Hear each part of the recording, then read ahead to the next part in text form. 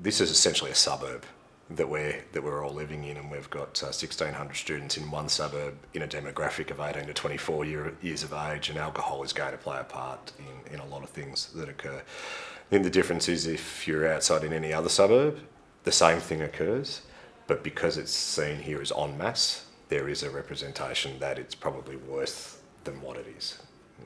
I am 22 years old. I'm from England and I've been living in Australia since last July, so about 9 months.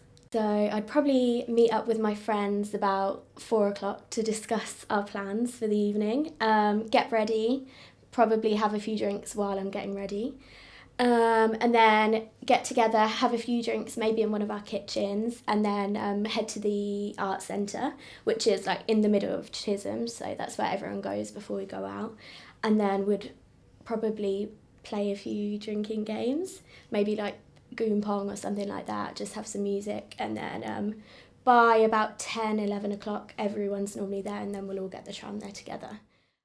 There are a lot of factors that are difficult for us to control in that area, and when we're talking about the budgetary restraints on a student, which means that they go for cheaper options of alcohol, which are higher volume, and they are, the large goon bags, as they're called, so we tend to see more binge drinking as a result of that. They're some of the factors that we can't control, but being mindful of what we promote, the ability to have alternate events that don't involve alcohol. And I think one of the biggest things that we've seen over the last couple of years is a changing attitude of the 18 to 24 demographic, that it's not just about alcohol, that it's more about making friendships and and enjoying themselves. I'm 18 and I'm from Cairns. Once, when I came to uni, I saw a lot of people getting really drunk, and I guess I looked at that and I was like, I don't really want to look like that. And I guess a lot of people spend a lot of money on it and time and stuff like that, so I don't really want to be involved in it yet, but that's why I've never had anything to drink before. Shout out to the camera, baby, right here. Don't drink alcohol, please.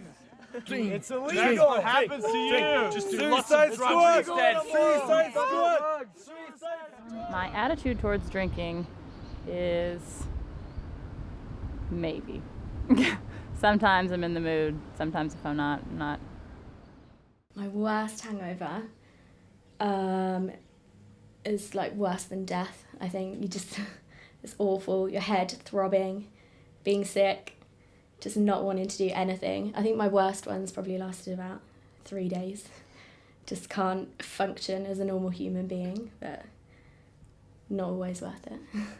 Just the whole concept of hangover is just really strange. How people complain about headaches and stuff. I'm like, that's just so weird to me. Like, I don't know, I guess I might experience it one day, but yeah, it's weird. Coming into this role and using previous experience from policing, we took a different approach, and a proactive approach around moderation.